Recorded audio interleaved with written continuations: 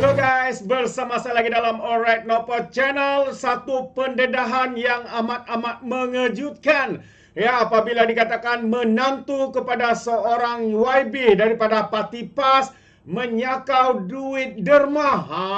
Sakau punya sakau, minta derma, makan duit derma dan sebagainya. Jadi inikah sahabat-sahabat semua yang digelar sebagai pemimpin pemimpin Islam, Parti Islam se-Malaysia, menantunya pula menyakau makan duit derma untuk kayakan diri sendiri. Wow, satu pendedahan yang amat-amat mengejutkan. Dan Menteri Kewangan 2 sekolahkan guru besar Nobita, ya, kerana kononnya beliau antara yang terpaling bijak sini daripada Parti Bersatu, tapi akhirnya sahabat semua disekolahkan oleh Menteri Kewangan 2. Memalukan sahabat semua. Jadi ya, ini antara banyak perkara yang mengejutkan kita, yang menarik ya untuk saya kongsikan bersama dengan anda. Untuk yang pertamanya, heboh ya, heboh apabila dikatakan menantu YB PAS didakwa guna duit derma untuk lariskan produk sendiri. Wow, inilah kehebatan mereka-mereka untuk makan. Kononnya derma itu satu sedekah, tapi akhirnya derma itu untuk mengayakan diri sendiri. Jadi apa sebenarnya yang berlaku? Mari kita lihat kenyataan media ini yang saya petik daripada Harapan Daily. Mengatakan menantu kepada seorang ahli parlimen PAS didakwa terlibat dalam sindiket mengutip derma orang ramai untuk menjalankan perniagaan miliknya sendiri. Menerusi pendedahan laman Facebook Scam No One, iaitu kumpulan yang aktif mendedakan sindiket penipuan ataupun scammer, mendakwa penipuan dilakukan menggunakan sebuah platform kutipan derma, iaitu Jom Donate. Jom Donate didakwa tidak mempunyai lesen untuk mengutip derma daripada orang ramai. Pemegang saham terbesar di Jom Donate itu dikatakan seorang CEO Jamburu yang juga pemilik dan pengedar kurma jenama The Haramian. Hasil semakan Harapan Daily mendapati pemilik kurma The Haramian adalah Muhammad Basri Ismail, Muhammad Basri Ibrahim, ya, individu sama yang didenda mahkamah bulan lepas atas dua pertuduhan memiliki 703 jam azan tanpa perakuan Kementerian Dalam Negeri. Pengendali laman Scam No One mendakwa individu tersebut menggunakan taktik dengan mengutip dana dengan wang tersebut digunakan semula untuk membeli produknya sendiri, yaitu kurma The Haramian. Jadi Harapan Daily tidak dapat mengakses laman seseorang kurma The Haramian yang dipercaya telah disekat. Yang terpampang hanyalah notis this account has been suspended. Selain itu, turut didedakan Jom Donate menawarkan 20% daripada derma orang ramai kepada pempengaruh yang terlibat dengan kempen mereka. Contoh kempen yang mereka jalankan adalah Projek Infak Kurma. Ya, katanya Ustaz Basri merupakan pemilik dan pengedar kurma jenama Haramian. Alamat The Haramian sama seperti alamat Jom Donate. Basri juga pemegang saham terbesar Jom Donate. Rupanya tawaran komisen 20% oleh Jom Donate kepada pempengaruh untuk kutip derma bukan sahaja bertujuan menarik perhatian awam, malah Basri ada muslihat untuk melariskan produk. Hairan juga kenapa infak kurma boleh mencecah RM100,000. Lagi mengherankan kenapa infak hanya kepada jenama The Haramian. Maknanya, kutipan derma infak kurma oleh pempengaruh merupakan jualan bagi Basri. Akhirnya duit kembali kepada Basri untuk membeli kurma dan mainan dedah laman Facebook tersebut. Sehingga kini pendedahan dibuat laman Facebook tersebut mendapat perhatian pengguna media sosial dan mencetuskan lebih banyak tanda tanya. Wow, ini dia sahabat-sahabat semua.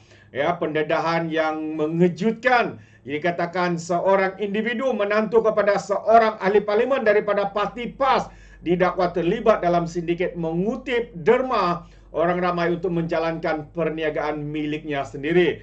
Jadi kalau kita lihat ya, kalau kita lihat gambar raja ini, jadi kita boleh nampak sahabat semua apa yang berlaku ya dalam projek ini. So kalau saya besarkan untuk anda ya. Jadi untuk pertamanya dia datang daripada Jom Donate ya, mereka menjemput orang ramai untuk menderma. Lalu 5.5% itu disakau dan 93% kepada influencer. Kepada influencer, dan akhirnya selepas influencer itu kembalilah pula 73% maksimum kembali kepada Basri untuk membeli balik produk ya daripada bisnes itu. Jadi influencer boleh songlap 20% projek infak kurma. Ini antara pendedahan-pendedahan yang dibuat oleh warga maya. Jadi menarik untuk kita ikuti ya apakah sebenar yang berlaku, bagaimana mereka menipu orang ramai ya melalui derma kononnya, tetapi sebenarnya derma itu digunakan untuk perniagaan sendiri, untuk kekayaan, untuk mengaut keuntungan dan sebagainya. Satu yang panas sahabat-sahabat semua.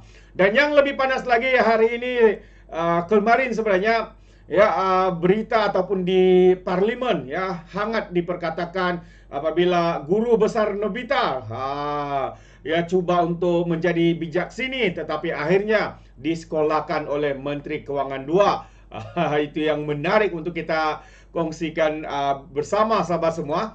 Jadi izinkan saya sekali lagi untuk membaca kenyataan media ini. Menteri Kewangan 2 Datuk Seri Amir Hamzah tenang membalas hujah penuh emosi ahli Parlimen Putrajaya Razi Jidin di Dewan Rakyat berhubung penyasaran subsidi diesel. Razi ketika sesi pertanyaan melabel kerajaan sebagai kerajaan lembu kenyang kerana katanya tidak mendengar suara rakyat.